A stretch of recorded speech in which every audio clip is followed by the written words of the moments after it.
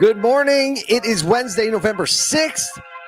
It was kind of a big day yesterday with some interesting results. Today, we're going to talk about the pros, the cons of Trump's win and IKEA meatballs. If that isn't a show, I don't know why anyone wouldn't tune into this one. Why wouldn't you turn in to hear about IKEA meatballs? Nobody cares about the election. Yeah. Although the ratings would probably suggest different. I think so. Our ratings suggest nobody cares about our viewpoint on Trump. That is true. That is true. We're on the move. You're about to be on your way to Austin. That's right. We're halfway there. Nathan and I are in this little cubicle in this lounge. I can't. Here, come on, Nathan. It's so perfect. Just show the people. Look, there's Nathan for and the people. We're in like a glass cage, so they're like people watching this happen. Like, what are they these actually bozos put doing? you in there? Like it's a whole like. They pretended that we were VIPs, but really it was a containment strategy. Yeah, it's full on social. We're going to be me, you, Michael Cirillo, Al, our director of product, talent and events, Nathan, our head of production, AMJ, our director of sales. We are going to be together today in Austin. All the communications directors for all the state associations are in one place, and we're going to be with them talking about building brand in automotive. And we have a fun little illustration to start off our keynote. But we're excited to be on the road. We're excited to be in a place with the people who have to tell the story day in and day out in every state. Speaking of every state. Whoa. We got it. Segue. I think we need to let's get into it. Just got right into it, just like that. Former President Donald Trump has won the 2024 election, and his return could lead to major shifts for the auto industry, especially around EVs, trade, and incentives. And we thought it would be good to give you a little breakdown. This from an automotive news article today about the potential shakeups and also some nuances of now Elon Musk's likely involvement, pretty definitive involvement in the cabinet government. He did kind of contribute $100 million worth of effort to helping Trump win. So I think there's going to be a little more influence than there was last time. So basically, some areas that the auto industry is paying attention, specifically around EV regulations. Trump administration could roll back aggressive EV mandates set under the Biden administration, reducing pressure on automakers to hit strict electrification targets. Also, the EV tax credits could be at risk, impacting demand and profitability. This is as manufacturers are still figuring out what is going to happen and their footing in general. California's emission standards, Trump administration could potentially revoke their right to set their own emission standards, affecting states that follow its lead. That's a major one. And moving it to like a federal regulation standard could potentially, we've heard a lot about this, tighten restrictions on Chinese vehicles, vehicle parts. The word tariffs has been thrown around. And here's another one. 100% has been thrown around. And remember those 6 chargers that we got for our $2 billion or $3 billion, whatever we put in there. Stop it! There it is. I mean, projects like that. I don't know if they could get worse. They can only get better. Who knows? But basically, here's a statement from John Miller of TD Cohen's Washington Research Group. He says, "quote: A Trump victory leads to a lot of immediate volatility in the transportation policy space." So. Yeah, so I mean that's kind of like the wake of the election this morning. This is the top of the mind. Like just before we get to kind of the Elon position in this, because it's definitely an important position. I think maybe for that 4 to 8 year ago timeline, when thinking about auto, the Trump administration previously was not a heavy EV supporter and mover and all of that. And now that Elon is kind of on board and there's a bit of a narrative change, it's kind of an interesting move that obviously we'll still see what happens over the next 6 to 9 months in that first year of presidency. But there's going to be a lot of questions from legacy automakers, dealers on like exactly what policy and what are the next 4 years going to look like from production and incentives and how the requirements are going to be around vehicles. I think that would have happened with either presidency, but definitely a hotter topic than we maybe would have expected even a month ago. Yeah, that's an interesting point about what the Trump administration policy was at the first Trump presidency. It's weird to even say that, but I think that the narrative and the temperature around EVs in general has shifted quite a bit since then. So I don't think this is going to be any type of like full about face because of Elon Musk. I think it's literally, there's been just a much broader adoption of EV technology. And I think we've seen some very, very tangible benefits of EVs and consumers falling in love with them. So I think that'll play a role. Speaker Mike Johnson, I saw him on an interview this morning, Speaker of the House, and he said this isn't going to be like the first Trump administration where it took us 100 days just to get our bearings. As many people know, Donald Trump has funded he has been funding basically the pre-office push to organize a team, get a plan together. Obviously now federal funding will kick in to do that. But I think they're going to hit the ground running, which means these policies could be very sweeping and very quick to be implemented. And there's one person that is now inside the room, maybe even a cabinet position, Elon Musk, right? The Elon factor. I said to Nathan as we were walking to the airport, I was like, I haven't really considered it until this morning that now we have Elon Musk in Trump's ear, like in a real meaningful way. I wonder what that's going to mean and what a complicated life. I mean, it's still an auto guy, right? Like still a proponent of building vehicles in the consumer. I mean, obviously now that Tesla's playing nice with everybody on the charging network, do you think somebody that knows something about putting some charging infrastructure might be able to do something with those billions? So basically, Trump has proposed forming a government efficiency committee. We'll call it the Department of Government Efficiency because it spells Doge, led by Elon Musk, aiming to cut $2 trillion from the federal budget. $2 trillion. Has already expressed interest in reducing government spending by up to 30%. My goodness. He advocates for a unified federal approval process for autonomous vehicles. And I think this autonomy conversation coming into the top, he said, if there is a Department of Government Efficiency, I will try to make that happen. And that's a federal autonomous rules, eliminating state by state rules.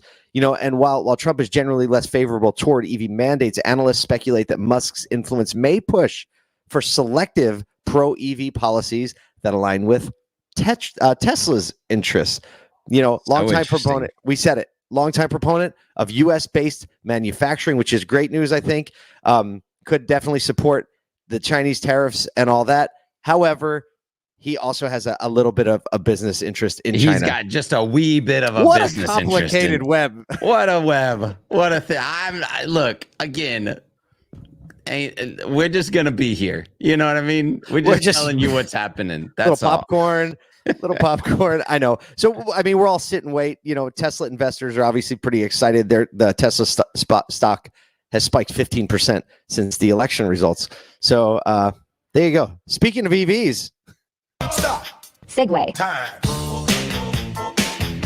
Bold claims. Oh, yes. GM has claimed the number 2 spot in EV sales in the U.S. for Q3 with 32,000 EVs sold from its multiple brands. Ford, however, is disputing GM's approach to these numbers. You couldn't I think nail that's the the story. Headline of no recount on the right day. You couldn't do it better.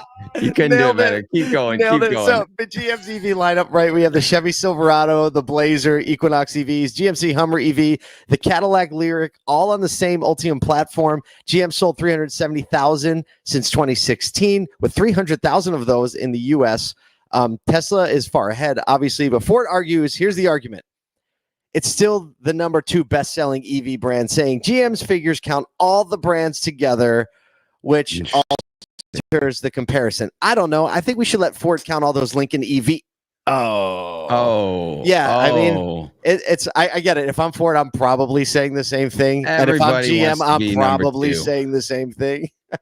It's like fighting. It's like fighting for the number 2 spot on the AP top 25.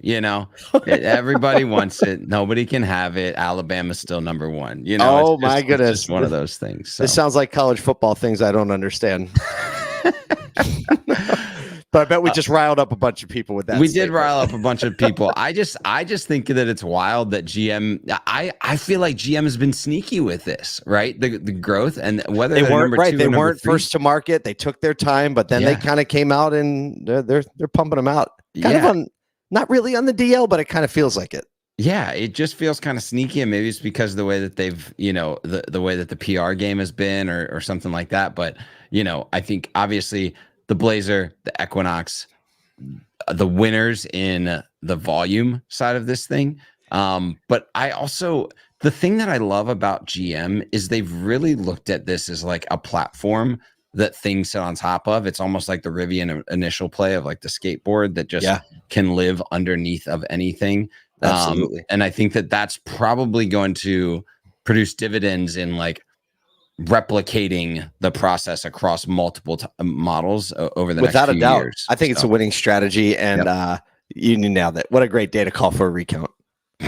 Because we haven't heard that anywhere else. Thank goodness. It's just no matter which way it went, the recount game was going to be terrible. It's going to be there. I don't know. We'll Speaking see. of things that aren't terrible. Getting hungry.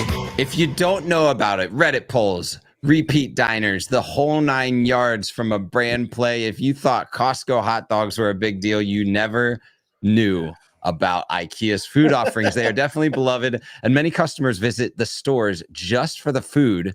And now IKEA has its first standalone restaurant next to its Hammersmith store in London. So you got to take a trip there to see it. But it marks a fresh chapter for the brand, leveraging its famous Swedish menu to engage new and returning customers. It's a 75-seat restaurant, so not that huge. And it has a bunch of proven favorites from the restaurant alongside self-service terminals for easy ordering. Sounds very IKEA. Very IKEA. Matthew Gould, IKEA London City's market manager, said, "We know how much our customers love the IKEA restaurant, and we're excited to celebrate the opening of our very first high street restaurant."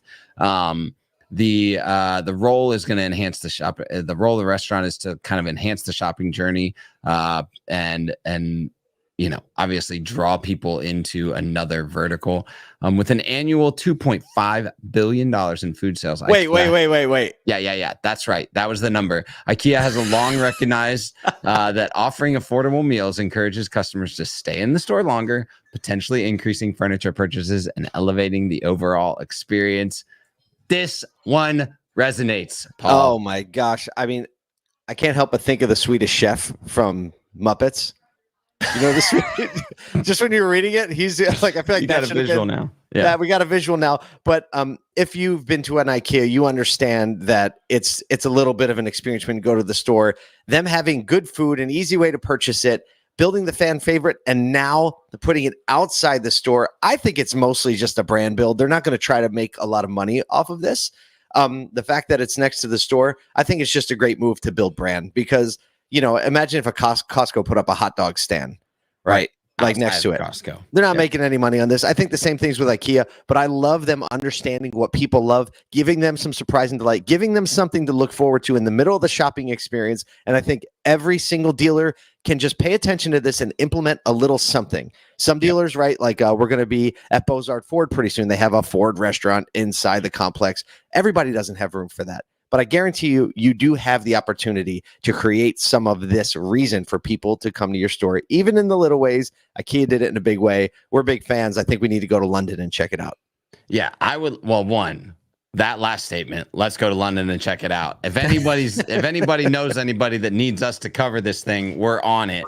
Two is this idea, and we've been talking about it so much over the last few years, of creating a space that people want to come to whether or not they would buy a car is so important, because then when they actually are looking to buy or service, that extra detail of like, oh, I can go there and get that type of experience, right, is extremely important in setting like the difference maker. Especially when it comes to service, you're just kind of sitting there waiting for 15 minutes to an hour and a half.